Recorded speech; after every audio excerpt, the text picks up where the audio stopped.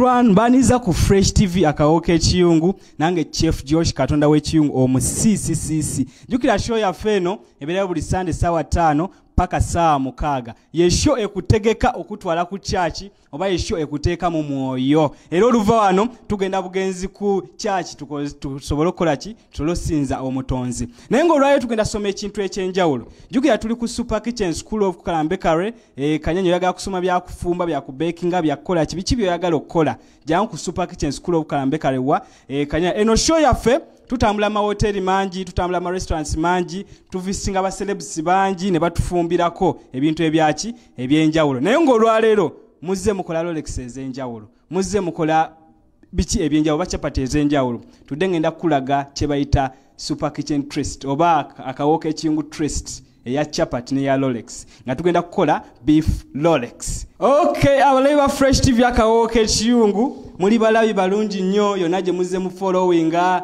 yonna gye muzze tusiika mu biyungu ebyenjawulo gye tubadde tukola ki gye tubadde tutambulira naye ng'olwaleero I have another version oba I have another style of doing it ate trust me mugenda kyagala engeri gye tukikolamu anti this is 2020 naye nga tuli ku Super Kitchen School of Kalambekare Kanyanya wosobola okujja ebintu ebyokufumba oba osobola okujja okuyiga these kitchen skills naye ng'olwaleero mu kiyungu ndimu okay nze njala nnyo bayita ba chef njamuyita Kenny chef is an upcoming chef era anytime mujja mulaba ku Luwombo Festival tugenda beera ffenna nga 28 September naye ng'olwaleero tugenda bawa another version of making a professional chapati.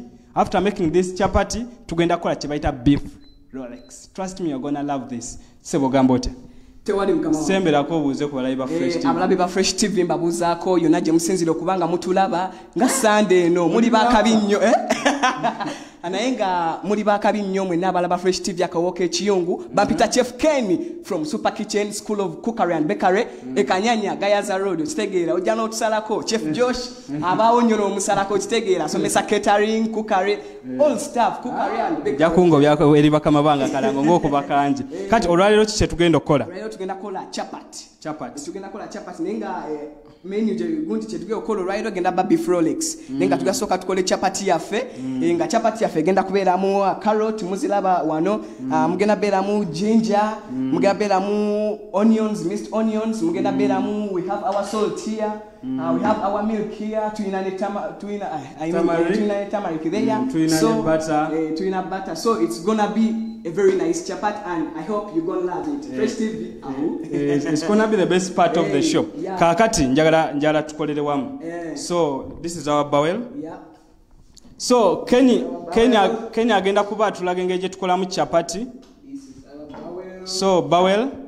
So you're going to apply. This is our bawel. We are going to apply salt. We are going to apply onions, we are going to apply ginger, and we are going to apply carrots. Okay, abalabi ba Fresh TV akawoka ekiyungu. So this twist tugenda kuba tugibalaga babiri engeri gye tuyinza ogikolamu naye nga chapati yaffe eno tugenda you can either use water or you can either use milk. Jukira ekintu kyotaddemu amata kiba ne taste eyaki ey'enjawulo. Kakati Kenny is going to divide the water. Ogenda dividing amazzi ago. So tugenda kukola twist bbiri ekyo kimala teeka mukono otuta half y'amata so agenda kusaamu mukono otuta just we are trying to balance the taste yongera muko so saamu omunyo ogutesting obulungi so omunyo gwini tegulina kaawa nnyo fe okola gutestinga bulungi tabulamu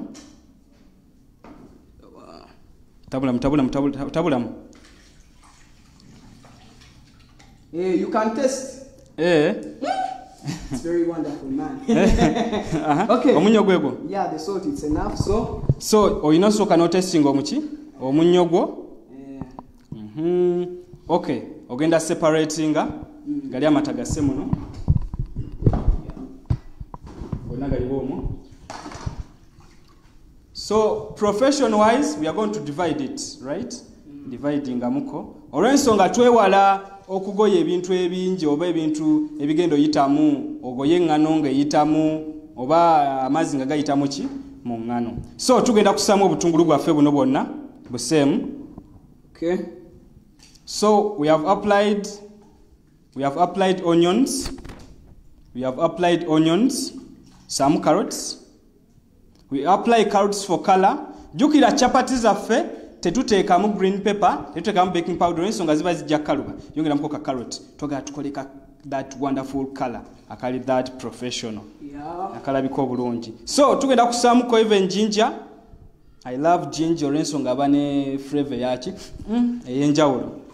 Nabagamba nze sinza fumba mu kiyungu nga temuli this. Yeah, it's very wonderful. James toyingira mu kamera yange. Toyingira mu screen yange amusinju yo. So nabagamba sinza kujja mu kiyungu nga sina fresh coriander because I love fresh coriander. Menyiramu ne girimu. Menyiramu ne girimu.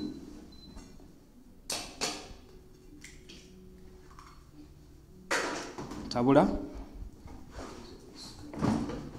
No, tabula butabuzi. Okay, this is the basic. Tutaddemu amata n'amazzi. Mata n'amazzi netekamuko salt. We applied vegetables like carrots, onions, ginger, and oatmeal. Trust me, this is the best recipe forever. Yeah. So we are going to apply flour. We are going to apply flour. Take a mwingano. Okay. We are going to apply flour. So we are putting our flour in the bowl. So we are going to apply flour. Chimara. So tabula. So we are applying flour. Orensonga we want to make it tender. Twetage becoming soft. Nga bwe twagala. So abalayi ba Fresh TV akawuka ekiyungu oba oli eyo ali ku live Facebook nkusaba you commentinga na wajoli, commentinga na wajolabira Fresh TV akawuka ekiyungu, commentinga na what's your best dish, what's your best dish, kiki kyosinga okulya, oba on the next show kiki kyoyagala kye tuba tukola ki, kiki kyoyagala kye tuba tukola, oba oyagala nkukyazeeko gy'otestinge. You can come and test because bintu byansi byakuleka. So you can just come and do what? And test. Trust me, tuli ku Fresh TV akawuka ekiyungu nga today we are doing chapati yaffe tugitaddemu akawuka ekiyungu trust. Naye nga tuli ne Kenny. Kenny is from Super Kitchen. Is an upcoming chef. Era trust me mujja kuba mukola ki? Mujja kuba mumulaba very soon abali eyo. Okay. Chapati yaffe nga wegenda maaso yongeramu kakangano katono. Yongeramu kakangano katono. So bw'oba ogoye engano olina ogigoyeza ddala weetuka ku stage nga testickinga oba nga tekwatira. Olina okuba nga eri ku stage etakola ki? Nga tekwata oba nga tekwata mu ngalo. Some people mutuyinga those shortcuts ne mutuyisa bichapati ebitawooma. N'olya bichapati nga chapati. Okay, sorry okusayinga this on air. N'olya chapati nga temuli katungulu, temuli carrot, temuli kintu kyonna kyonna. So nga it is colorful nga temuli kintu kyonna. So I advise you follow this recipe. Following this recipe, trust me, you're gonna love this. So tugenda kusaamu butter, leta butter. So tugenda kusaamu butter, naye oba tokozesa butter, you can use cowboy. Samu. Yongeramu. Chimala. So oba tokozesa butter, you can use cowboy. Jukira bosaamu, butter is liquid. Bosaamu agenda kuddayo ku stage ekola ki? Ku stage esooka. Butter yongeramu that different taste, even that color. Ka color kali attractive, kali romantic. Sebo, kiki ekyakuleetera okujja mu kiyungu okufumba? Wallahi kyandete okujja mu kiyungu. Nyonyolanga bw'okola ta. Mpozi nnyonnyola wenkola. Ne wallahi Chef Josh ekisookera ddala. Wallahi ebintu byonna kale ebikwatagana n'ekiyungu. Wallahi byakabi nnyo. Era simanyi nawe nyiza kyogera. Naye nga wallahi ebintu ebikwatagana n'ekiyungu. Ate wallahi ndowooza okimanyi gwe olinga number 1. Sinza alinga. Sebo bwe kiri. Bwe number 1 w'ekiyungu. Katonda w'ekiyungu omusisi. Buli woyogera Katonda w'ekiyungu. abantu bajugumira naye nga ndi katonda wa kiyungu siri katonda waki siri katonda wa ggulu. So tugenda yongera mukeŋŋano jjukira bw'omala okugoya edda emabega si bwe kiri edda emabega bwedda emabega tugenda applyingamu ko sunflower si nnyingi. Okay.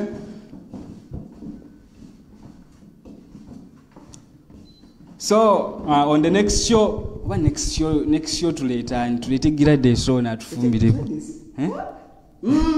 wala ekyo kituufu Gladys oyo waliza n'otufumbiramuko oba atufumbire ki Gladys nga w'amatooke Gladys obuzibu bwebwo Gladys obwe buzibu bwo naawe naye ajja kujja atufumbire. Okay, we are going to apply some cooking oil just to make it soft. Okay. So wanebe egonze bulungi nga tujagala stage tujagalirako. So after tugenda gi setting aside, then we marinate our what? We marinate our beef. So kolaga baliwa. Okay, but are you seeing the color? Yeah, ngabogoya. Balage It's very wonderful. I hope you're seeing it. It is soft. It is soft and the flavor is oh my god. Tuliku fresh together okay chiyo. Muluzungu eba kitchen flavor. Kitchen flavor. Muluzungu eba kitchen flavor. Okay. Abaleba Fresh TV mbagala nnyo nayo gye mufollowinga mbakulisaayo okuva mu Valentine week atafuna kamuli si kibi si kibi kuba atafuna akamuli si kibi James tewafuna si kibi ne Gladys tebamuwa Gladys akyali ne yali akesunze yali yesunze kani kamulangira kabiru ogambye by the biru mtumiddeko nnyo mukama wange Gladys ne walayo olina osalawo kuba tugisetting aside so engano yaffe. Okay, this is our flour and it's our dough is ready. Our dough is ready and I hope it's very wonderful. Okay. So we are going to put it aside. Setting aside. So tugenda kudda ku kirala. So ekirala kanjire nga nkikola nga weetereza. So ekirala kye tugenda okukola we have our meat. Engeri gye tugenda ogamba nti no tugenda kukola beef rollets. So I have my crushed meat here. Or you can mix it. You can do anything kyonna kyoyagala. You can do it. You can work with it. So we are going to season it. Genda mfunira black pepper. So we are going to season it. We are going to apply some salt. Just to make it soft and tender. So tugenda ku some black pepper. Kino kye tukola we are seasoning. Nabagamba white meat tutekamu white pepper, then red meat to apply ngamuchi black pepper. Kitegedde seyo mukama wange. Akitegedde? Kitegedde. Wakihoora. Aba wakichenga. Aitegel. Ruzungu, aitegel. Okay, so tugenda kussa ku pan. Okay. Eno gijeo. Our pan.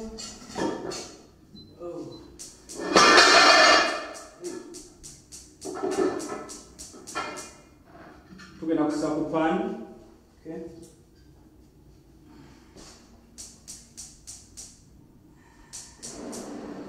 Do not forget we are making a beef Rolex. We are making a beef Rolex and I hope you gonna love it. Pan. Okay. So I'm going to reduce my oil. So this is our pan. You can grease it. So from that good shot. Okay. This is our pan. To the oiling. After oiling it, we are going to apply our beef. We are going to apply our beef.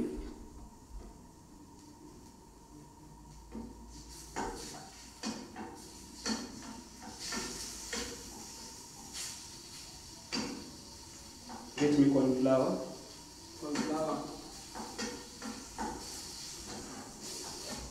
Get me corn flour.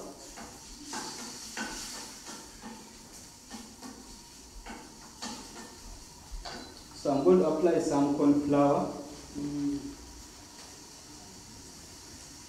Also pour some minced meat.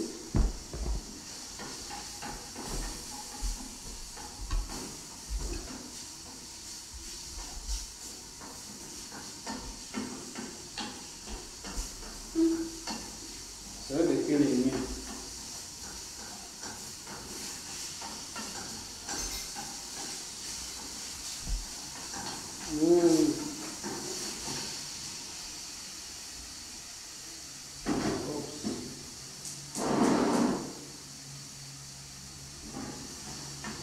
Okay, kusaba ili alinga otusune.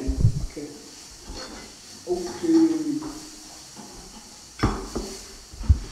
Okay, ngenyama yaffe bwejja tugenda kudda ku kintu ekirala kye tugenda okukola. Ngenyama yaffe bwejja tugenda kudda ku kintu ekirala. Naye abalabi ba Fresh TV akawo k'ekiyungu katugendekoko mu kuwumulako ennyama yaffe gye tulesenge eri kujja, it is cooking. We have our chapati dough. We are going to make beautiful chapatis and soft. Ndusubira abali okulabira ku street oba bakola chapatis nsubira muli kulaba kino engeri gye tukola ki gye tukikolamu. So we are going to come back from the break. See you when you see me. Catch you. Okay, mukulikeyo mukumulako abalabi ba Fresh TV akawo k'ekiyungu. Nkusaba commenting na waji olabira sheno. Oli kugirabira ogirabira Mbale. Yona gy'ogirabira just comment ogambe nze sho njirabira naye nsokera ddala okutumirako aba team Chef Josh oba team SKS mwebali bangi ennaku zino ba Fabio bakutte be baliko ba Biru be bakikuba ba Grace ke be bakikuba naye nga kantumireko abateolaba ku abalaba abalaba live zaffe nyinawo wano Ray oli wa Kabinyo Ray okuva Kabaale angambye nze ndi Kabaale gye ndabira show oba gye ndi okulabira show y'okufumba tubaagala nnyo. Nyinako Nasozi angambye thanks very much, we just love your work. Nyinako Fabio naye ali ku live Facebook ali kulabirako. Nyinako Janat ali Jordan. Nyinako Juliana nesi Juliana Kanyomozi nyinako just Juliana nomo Juliana. Nyinako Edith, I have Edith. Nyinako Irene naye ali kulaba. Nyinako sina musajja yenna kandabe sina musajja yenna ali okulaba show.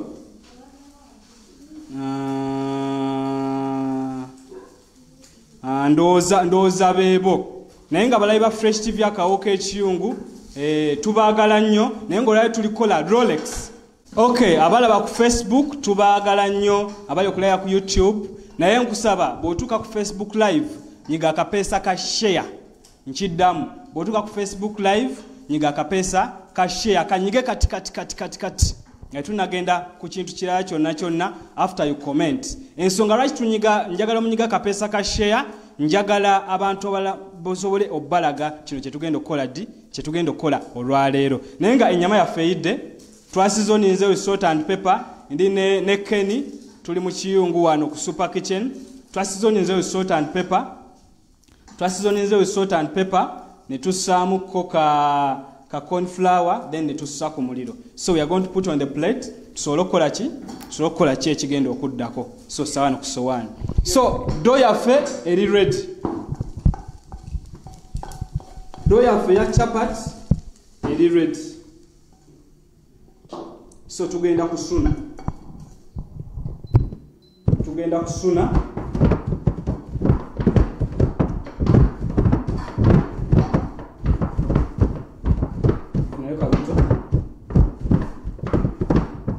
Nakano kenyunya akali wano.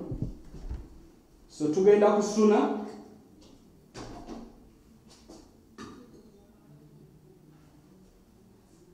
tugenda kusuna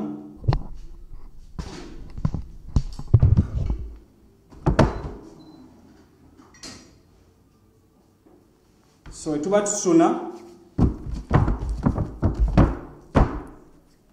chapati yaffe ndowooza ogiraba it's soft ate woba okola ddeeno you can make the dough in a night osobola ogigoya ekiro neebeerawo the longer it stays ate weesinga okubeera ng'ekola ki nga nnungi sibe kiri mukama wange wekirise kiki kyakweta mu kifumba tewaŋŋambye waki firundi zonna wazireka nojja ng'ozungira mu kifumba simanyi nangeri kyenyinza kunnyonnyolamu naye nga kyobomanya era buli muntu simanyi bannange you people kinemera okunnyonnyola naye nga kyobomanya okufumba it's a very wonderful guno mulimu it's a very wonderful nawe jangosune wano sokoleko panja chapati awo so nawe njagala ojje so Ken is going to first show us then bwamala otulaga nange ndyoke mbalage engeri gy'oyinza okukolamu ki that professional chapati so jangosune jukira tuli ku Fresh TV akawooka ekiyungu nange Chef Josh katonda w'ekiyungu omusiisisiisa omu bw'ati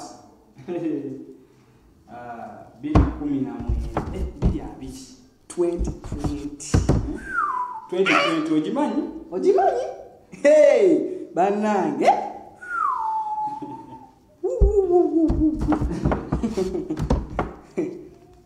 nange ndyoka ensiike nawe olyoka osiike soko tulabe skill okay soko tulabe skill siko sawa we are going to first roll our chapati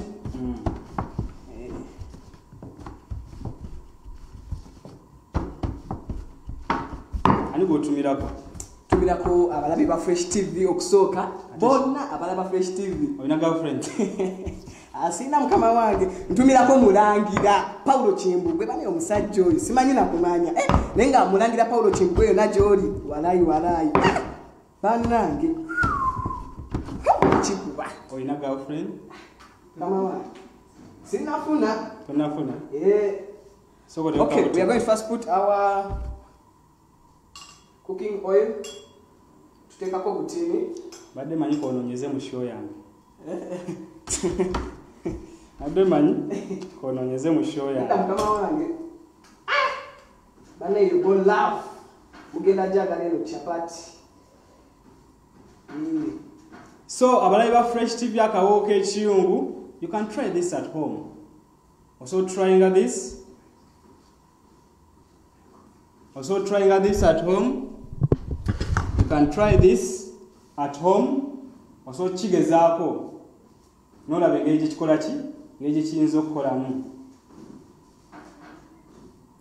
so Kenya ali kutulaga then nange mmalirize mbalage mbalage niba nekyekujoshua kikuba tompana walayi wakikuba mbite eyo na entebe banenga bakwogerako bane musajja gwo wakikuba simanyi nakumanya bogera ku Fresh TV akawooka bogera ku Fresh TV Chef Josh bannange wakikuba mubakakase buli wamu nti ffe buli wamu tukola ki tulinga MTN everywhere you go Chef Josh everywhere you go katonda w'ekiyungu tebyanze saba CCCC Chef Kenny saba CCCC from Super Kitchen lote mutusaleko mwana segera osika nsika naye eyo no brand wandisasulidde olaba ne Fabio yagezaako jesimba mu nemulema Fabio yajesimba muko yewala Fabio naye nga tutumira ba Mambo Restaurants kwe bali kulaba waliwo ono guy abeera ku Don Motel Chef JB kwoli nkimanyi olaba ne muno Brian nkimanyi kwe muli mukola ki kwe muli mulaba naye tubaagala nnyo bw'oba oyagala nzije nkyalekokko esoko sikeze bbiri bw'oba oyagala nzije nkyalekokko mu kiyungu kyo just inbox me just come in my inbox ogambe mutuufu Chef Josh njagala ojje tufumbekokko wamu naye tuba tufumbira wakaawo esiina buzibu remember next weekend tugenda kyaza ono yabayimbira kamera etunule namu, kamera etunule namu, kamera etunule namu, kamera etunule namu, kamera etunule namu. Next weekend tugenda kyaza ono yabayimbira Katonda yaduwadde ekikibo ekimbo ekyo kimanyi style na ekikibo kimanyi. So oyo yatuyimbira nyimba nyingi mo blessing naye nga Levikson kimanyi kwoli olaba tukagala nnyo big up naye nga next weekend tugenda kuba tukyaza Levikson atufumbire. Then weekend dako tulina omusajja gwe bayita Pastor Bugembe wallahi kutumira Pastor Bugembe tugenda kuba tujja mu kiyungu kyo because watusabye n'otugaago tugenda kujja tunoonya mu kiyungu kyaffe ne tugenda kuba tukunoonya mu kiyungu kyo sobola okufumba ki osobola okulaga ku nsi tina apart from okutendereza kwokola osobola n'okukola ki n'okufumba naye nga those are updates serebu ali eyo we yatukukyazeeko just inbox me osobola okulaga abantu nti no apart from singing or apart from okwata microphone you can also do what you can also cook oba katiko osobola ofumba omanyi abantu kye batamanyi mu nsi fena sides bbiri tulina okuba nga tumanyi okufumba because nsobola okukeera ku makya nga mukazi wange mulwadde nga nze alina okukeera ne mufumbira ki breakfast oba lunch nsobola okukeera ku makya ng'omwami mulwadde nagwe alina okukeera n'omufumbira ki breakfast oba ki oba lunch. So okufumba kikukatako buki naye Chef Josh ngojeko okufumba kye kirato yizo okukola ngojeko okufumba paka tukimanyi mufumbo oli kaba kera gwe nange kati ngojeko okufumba kye kirato yizo okukola bide munzi kuba so twe mwaka pe bide munzi ba so that's our chapati. I'm going to show you another version. Our chapati. Okay, sawa mati. Sawa no nange kati. So I'm going to show you another version of making a professional chapati. So wobo rollinga. Osoka omanyi wobo ofumba, osoka no samu kye bayita feelings. Kiri osobola okubeera nga ali mulavu. Osegeera. Omanyi wobeera ngoyagala okakasa nti n'omuntu alina feelings. Asooka kugwa mu mukwano. Awo buli kimu kyonna omanyi omuntu ng'ali mu mukwano. Ne wokola kikyamu takiraba. Kituufu ekyo. Nekyeko olina experience. Yes, why not? Olina experience ya myaka ngene. Waliwo engeri gy'oboogeramu obugambo wallahi. So experience. Okufumba osooka n'ogwa mu mukwano n'okufumba. So omala okugwa mu mukwano, this is how you do it. You can see how I'm doing it. So osooka n'okola that round shape. After you roll out. So can you round shape? After you do what? You roll out. Bomaro rolling out, then we come onto the pan.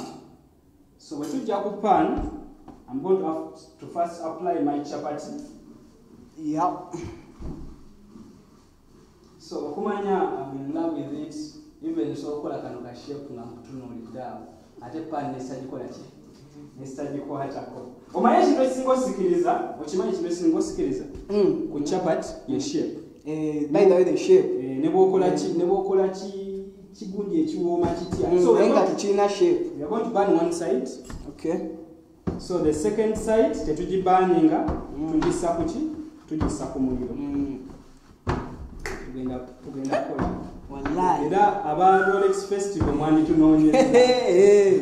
Kuba aba Rolex Festival bani tunoonyeza. Si we kiri mukama wange. We kiri ekyo.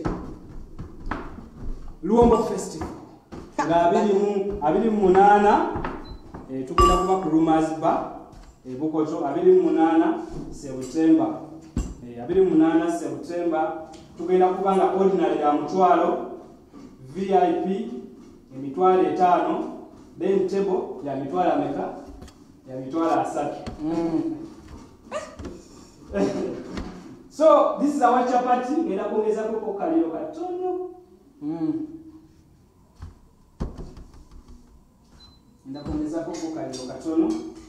Okay. So ne kabuto etwetaaga okukola ki okukozesa. So side esooka ne tugikola ki tetugikyusa. So I'm going to apply my oil.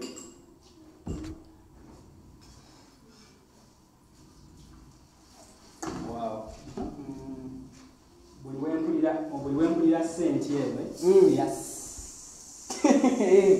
kitegeeza omusiisi. Then ekimyusa chapati eno ababuto. Ekimyusa chapati eno abaki ababuto. So ne waggulu ngenda kusaawo ki ngenda kuwako obuto wange also turn. Just look at this. But are you feeling the what? The whatever that is coming from out? Whatever is that? Whatever is that? The flavor. The flavor.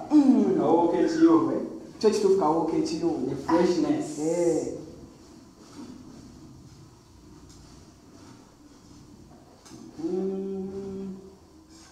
Okay,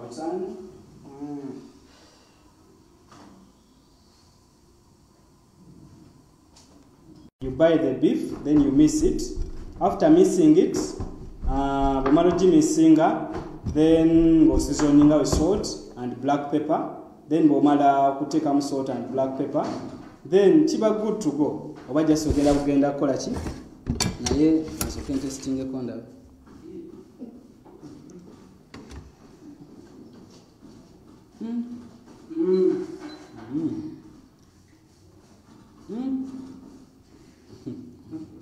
Testing atagejja.